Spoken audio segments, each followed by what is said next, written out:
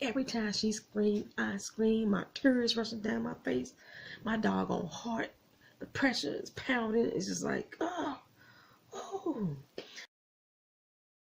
Welcome back to my Twist of Life with Poetry. I am Poetry. You are here for This Is Us recap and review. Season 2, Episode 14, Super Bowl Sunday. I'm just going to hop right into it, y'all.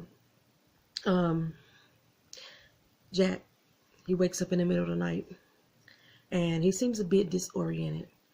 He's about to drink some water, and he looks up and sees the smoke coming in through the crack of the door. He gets up, opens the door. Fire. So one thing I thought they said not to do when there's a fire, but he didn't know there was a fire because the oxygen mixes with the fire and it makes it spread faster. So you don't want to open doors. You try not to open doors. But he got to warn his family. So he screams to Becca, get up, get up, get up. Becca, get dressed, do this, do that. Brando, Katie girl, everybody in the house is on fire. So Kate is screaming at the top of her lungs, and he's like, keep your door closed, Katie, keep your door closed, stay in your room. Jack is in a calm panic right now because he needs to get to Kevin. But Becca lets him know right now that Kevin ain't home. He didn't come home last night. He's like, are you sure? He's like, yeah, okay, cool. Until I go get some wet towels. And then he heads out into the smoke. He crawling along the floor in the smokes and the flames trying to get to Randall. And he get to him. And when the door opens and Randall sees all that damn fire, you could just see the fear in his doggone face. And he guides him back to his room. Like Randall's room was the closest. So he closes the door, lets himself sit in there for a moment so he can breathe, try to catch his breath, or try to cross that hallway to get over there to Katie. So he tells Becca, okay, open the window. And he said, Randall, when I get out of this room, put them wet towels down by the door. As soon as I head out, it's to help block the smoke from coming in, right? And if he not back in 3 minutes, get the hell out of that doggone window. Take your mama with you, dragging, kicking, and screaming if she don't want to go. Get out of that room by any means necessary. So Jack crawls his way back through the smoke and the flames and all the carbonated fumes turning at his lungs, and he makes it over to Kate's room. We get to her. He wraps her up in the wet towel and he tried to guide her back to his room because her window was too high to jump out there. As soon as she opened up the door, that baby girl screamed. She screamed. And she in a state of panic and she can't move. I'm like, plan B, Jack. Come on now, plan B. So he goes for the mattress and Kate panics some more. And like, this little girl is acting her ass off. Every time she screamed, I screamed, my tears rushing down my face, my doggone heart, the pressure is pounding. It's just like, oh. I'm like, all right, Jack, think, Jack, think. You gotta get out of that room. You gotta get out of that house. And he's able to get Kate over to the other side, with the mattress. He holding up the mattress and the fire just burning and scalding up his hands. But he powering through. She holding on to the back of him. He told her to hold her breath, but she can't hold her breath because she's screaming and she's crying and she's panicking. And I'm thinking, where the hell is the fire department? Where the hell are the nosy neighbors who see the smoke pillowing out of their doggone house? The neighbors that screaming for somebody to come help. Flames was coming out of every doggone window except for Jack and Rebecca's bedroom. So Jack somehow ties some sheets together and he gets it around Randall. He lowers him down to the ground first. Kate, she next. She worried about that damn dog. Louis, that's his name. His name was Louis. And then he gets Becca down neck. And as he's about to come down, the dog starts to bark. Kate starts to panic again, and she is screaming and crying, Louis, come out, come on, dog, come on, come out. And Jack turns around and sees that panic on his daughter's face, and he makes the decision to go back in for that damn dog.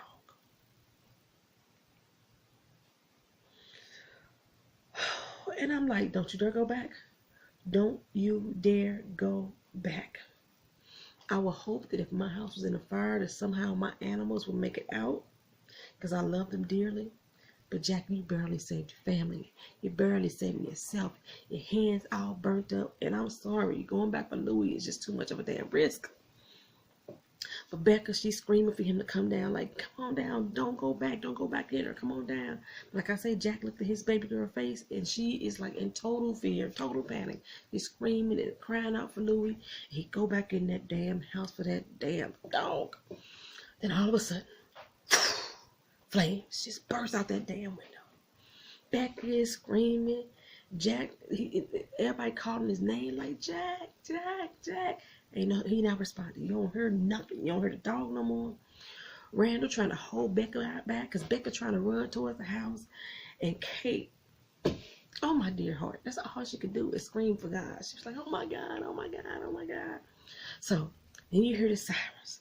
The house is completely engulfed in flames at this point. Everybody is full of despair. The panic quickly settles in on them, and they get into this like scary calm. And then all of a sudden you hear Louis barking, and the front door opens, and he got that damn dog, and he come out of that burning house. And I watch too many medical dramas to not know that something ain't right with Jack. He got carbon or in his lungs or his esophagus. Like, I know Jack is not out of the woods. Like, he inhaled a lot of daggone smoke, and he endured a lot of heat going back, out into those flames the several times that he did. And then when he went back for Louis, he was in there so long, and he had to come from upstairs down through that fire. So I knew something wasn't right with Jack. All right, the emergency service have arrived, and Jack has suffered second-degree burns on his hand, which he got to go to the hospital and get checked out immediately. And I saw Jack come out the house with that dog on pillowcase, but I didn't trip off of it because I really thought it was just the sheet that was wrapped around the dog. But he grabbed all the mementos for the family. Usually when people have like a fire or a flood or something like dramatic happen to their house, those are the things that you lose that you can't get back. And he was able to save those mementos for them. He even got Kate's tape for her audition tape that he had video, right? So Kate is now sitting with a little audio, and she's watching that tape over and over again. She's feeling everything all over again, all the pain, all the emotions, all the love that her dad had felt for her, and all the love she feels for her dad. And Toby's like, all right now, baby, you've been watching this for a while. Let's take a little break. Let's get a breather. But this is what Kate does, like every Super Bowl Sunday. And sometimes you just need to feel those emotions. Sometimes you want to let those emotions just run through you, let it sit for a minute and then run right on through. It's like one reason why people listen to sad love songs after they have a broken heart, or they go watch an old sappy movie, romance movie. So they need to let those tears flow. They need to let it wash through them and soothe the brokenness that's on the inside. Yet at the same time, you don't want to wallow in it. You don't want to drown yourself in the pain. Like, it's supposed to be a wash. It's supposed to be healing. And but Kate has been doing this for 20 doggone years and watching it recording over and over and over and again. And the tape is so old and worn out that the VCR starts to eat the tape up. Baby panics at it. She's like, oh no, oh hell no, this cannot be happening, right? So Kevin is still at his mom's house, and they are reflecting on it. They new Super Bowl traditions. Kev said he used to get drunk, go bang him out a little supermodel. And Becca, she said she don't do anything special really. She go make Jack's favorite meal, and she sit down there and watch the game. Me myself, I'm not really into sports like the Super Bowl, like professional football. I can go to a college game or a high school game, on that level. And I used to enjoy going to like family parties, and they used to always make me sit in the kitchen though, because I was like football jinx. No matter what team the majority of the household wanted to win, they lost every time if I was there at the Super Bowl party. So after a while, they stopped inviting me. And at that point, I stopped wanting to come anyway, because like when my family gets drunk, they get stupid, and I just don't have any patience for it any longer. So yeah, it's just like I'm just sitting around a bunch of loud drunk people that I really don't have any common bond with anyway. So yeah, it kind of all went out the window. Like, blood didn't make me want to hang out with them in Super Bowl parties after a while. So Sunday, like I was saying, I did my traveling talk Tuesday early day. Sunday is like my only day off of work, so I try not to do much at all. I try not to do nothing. So Becca, she said, every year Jack gives her a sign or something. It makes her laugh. It reminds her of him. Reminds her that she's still there.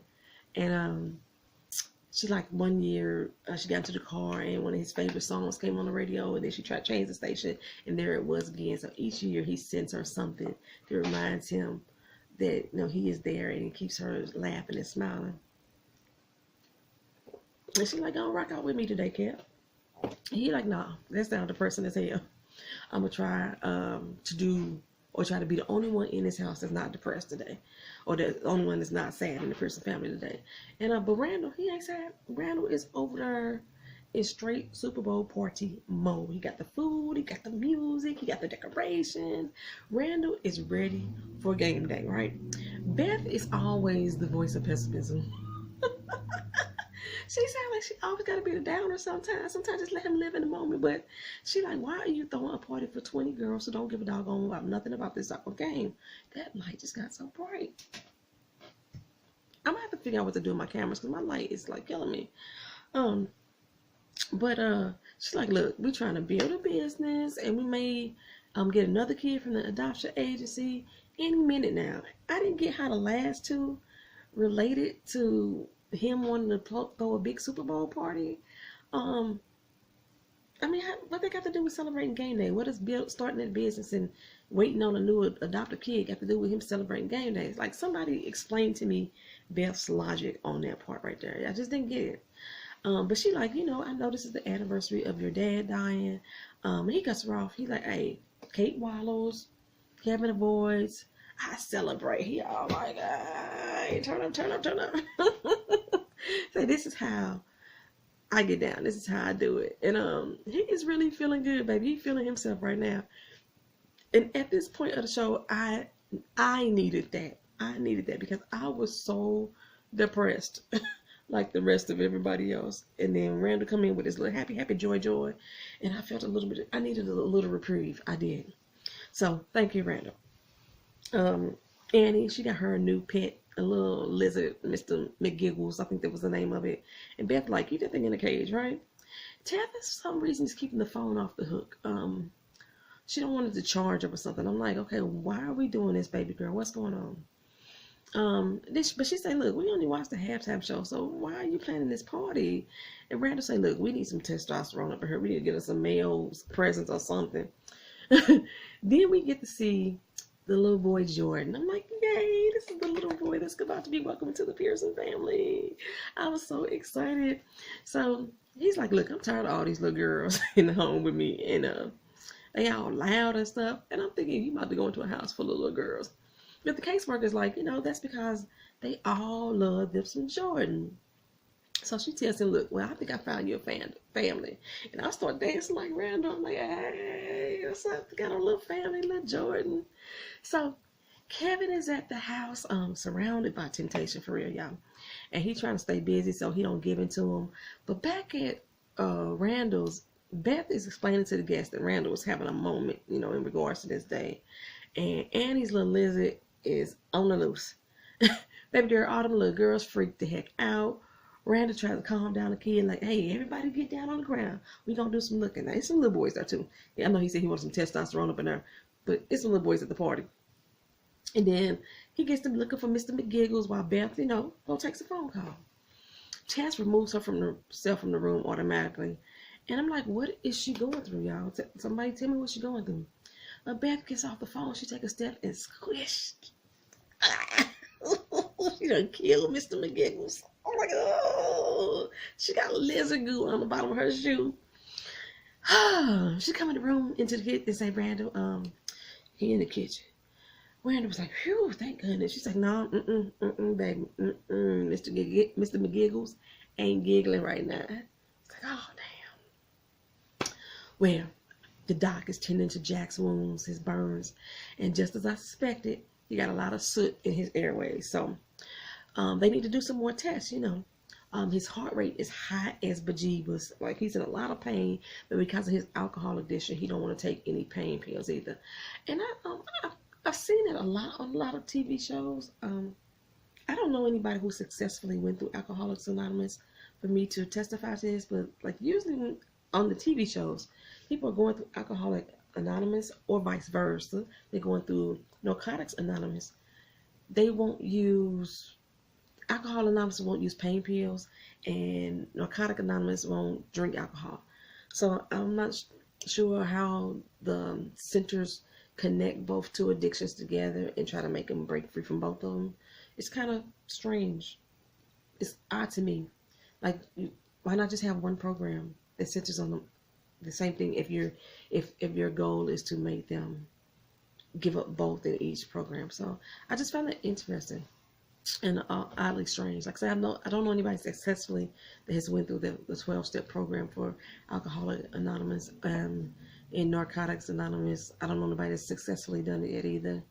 You know, I sent a family member through it, and yeah, it was not a success. But anyway, but the doc say, you know, Jack has a lot of swelling, even though it's minimal.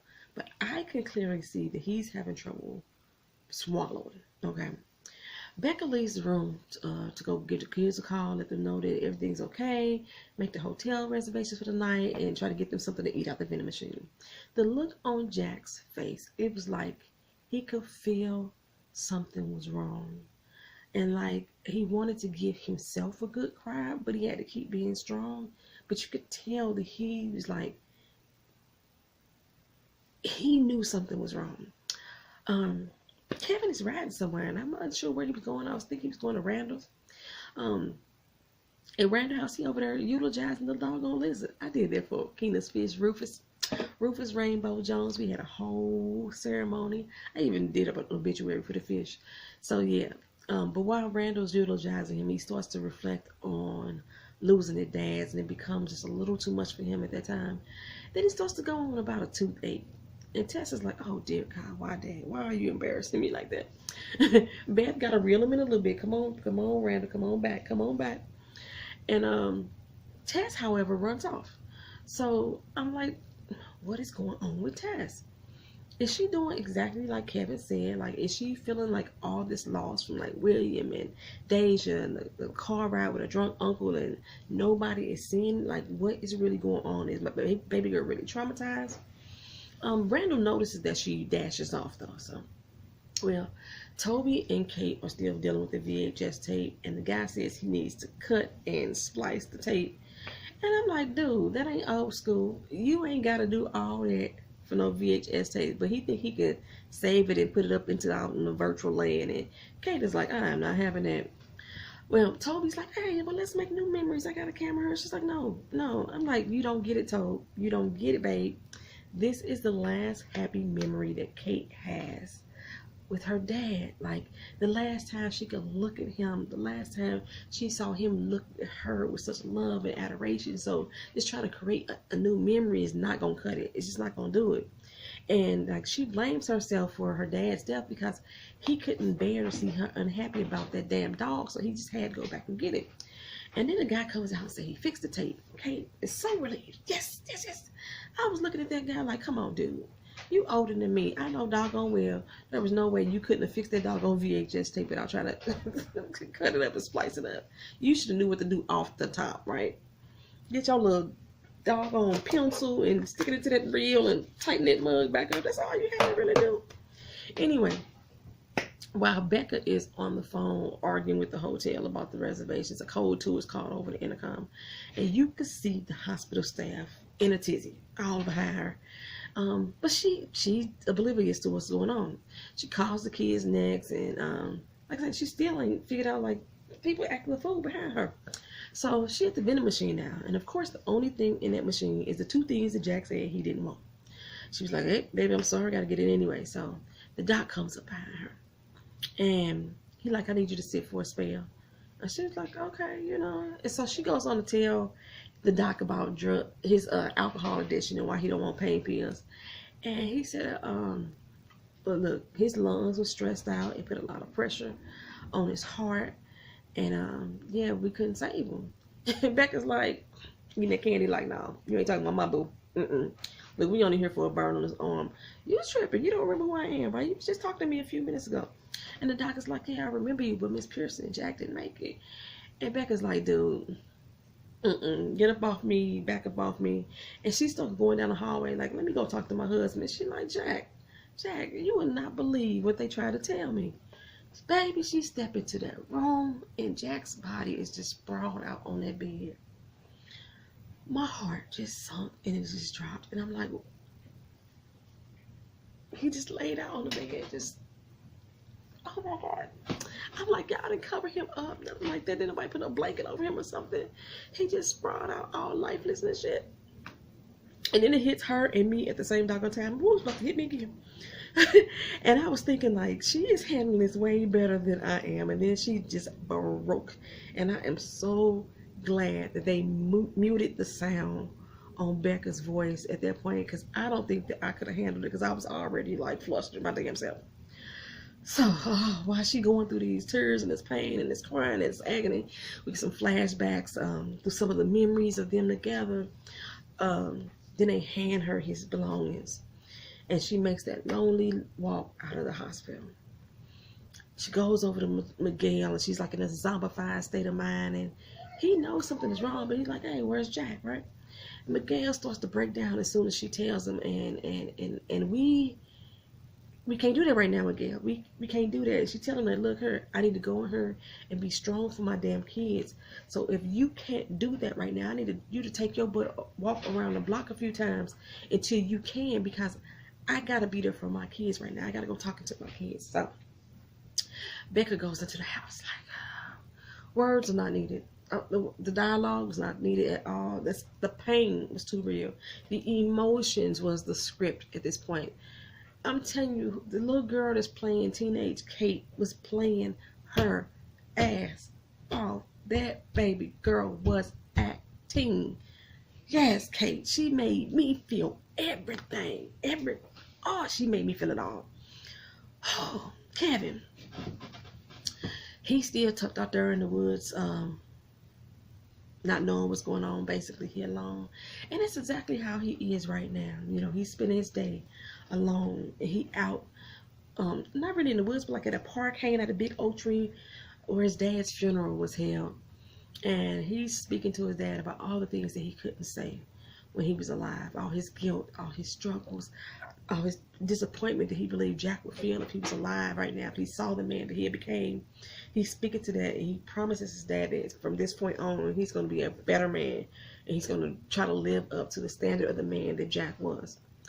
So Kate goes and tells Kevin about what happened. She had found him.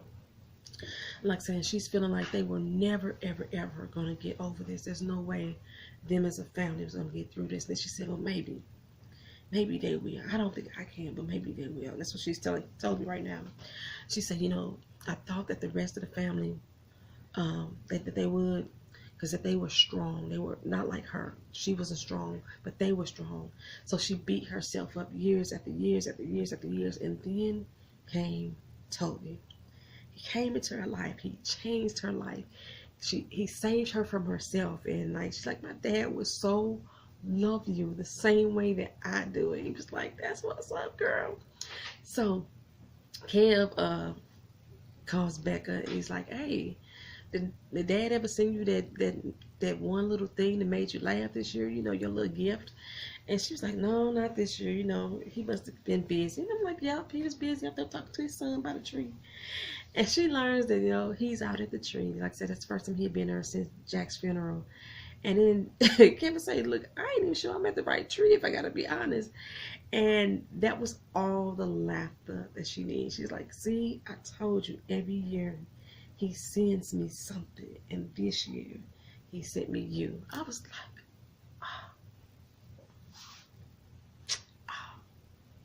I needed a moment. So Randall comes in and talks to Tess, and yeah, she been leaving the phone off the hook like I thought. So but she's leaving it off the hook so the social workers don't call. And I'm like, but she don't want another foster kid to come. And but no, that's not it. She says she likes fostering. That's not the problem. But what's happening is she sees that Randall is doing everything to get a new life. First he found his dad, then he brought home Deja, then he got a new job. So he did get a new job. So it's like he's trying to get a new life, and she don't feel like that life is going to include her.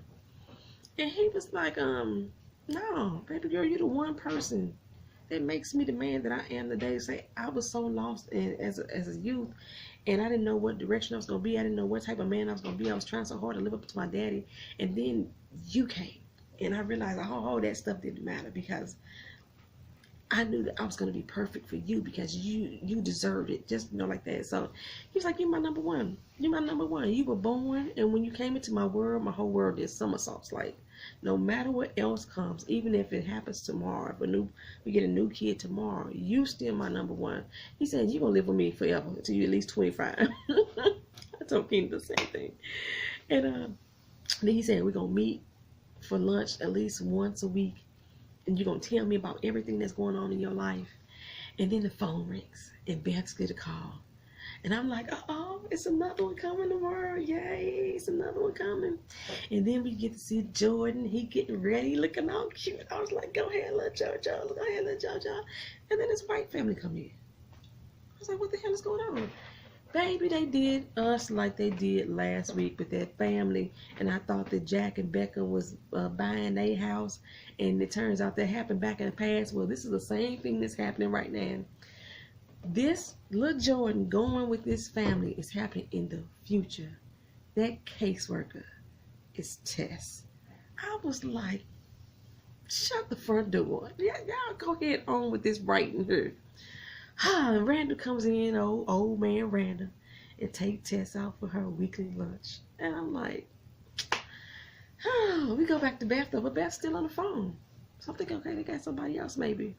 And she being rather nice to whoever it is. But first I was like, is that Kevin? I thought Kevin was coming over. I was like, no, Beth too nice. So who you talking to, girl? And then she said, oh, you here right now? She opened up the door, and it's Deja. Like, where you come from, mama? I'm like, Deja's back. What happened, baby girl? What happened to your mama? And why are you here on Super Bowl Sunday?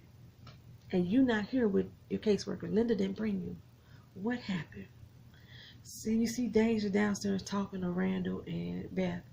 And Tess is looking down. And then she just smiles and she feel like comforted all over again. Yeah, that was it, y'all. That was it. That was the end of this episode. It had me all in my fears. It had me all in my fears. I mean, y'all go ahead and leave your comments down in the comment section. If y'all think I missed anything, y'all let me know. I was an emotional wreck. I'm not watching it tonight. I'm going to watch it probably tomorrow, later. Y'all have that recap up for tonight's episode within the next 48 hours. Thank y'all for coming back to this channel. Like the video if you have not done so already. Comment down below.